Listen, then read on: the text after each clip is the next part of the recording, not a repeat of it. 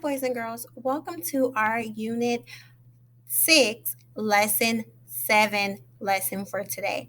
Wow, boys and girls, we have a few more lessons of this unit and then we're going to be closing out our unit. So I hope that you guys have been enjoying and learning about the Reformation. Today, the title of this lesson is The Revolutionary Thinking. So we're going to be able to look and read informational texts and learn about scientific theories about, following these really prominent and famous scientists during the Reformation time. Okay, and then we're also going to be able to describe and summarize the church's response to those theories. Okay, so before we go into our lesson, we're always going to start off with our vocabulary. The first vocabulary word is contradict, which means to disagree with and go against a statement or action. That's a verb. Theory is our next core vocabulary word. It's an explanation for why something happens based on evidence. Your third core vocabulary word is contemporary, a person living in the same time period or who is the same age as another person. Your next core vocabulary word is condemn, to say in a strong or definite way that something is wrong or bad. And then your last core vocabulary word is speculation, an educated guess about something, not proven beyond doubt, right? Okay, so one of our questions that we're going to be looking at is what new scientific theories were proposed by Nicholas Copernicus, Johannes Kepler, and Galileo Galilei. Okay, now we're going to start reading our chapter 5. So, boys and girls, if you click here on your link, it will bring you to Amplify, and you're going to go ahead and read the chapter, and then we're going to come back and discuss.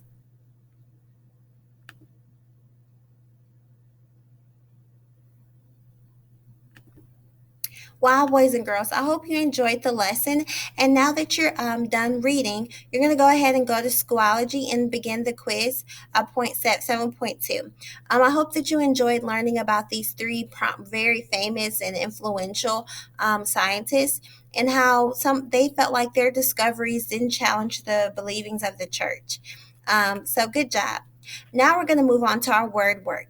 The word work activity today is contradict. For example, Copernicus may have always have feared what would happen to him if he publicly contradicted the church's belief about the nature of the universe and the earth's place in it.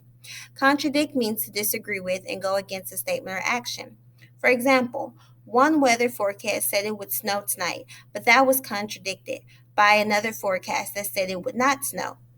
Was there ever something every time you contradicted something or something someone said or what you said?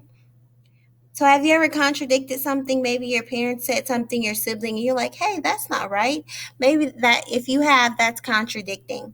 And then guys, here, a synonym or antonym of these of contradict? Is challenge an antonym or synonym or an antonym?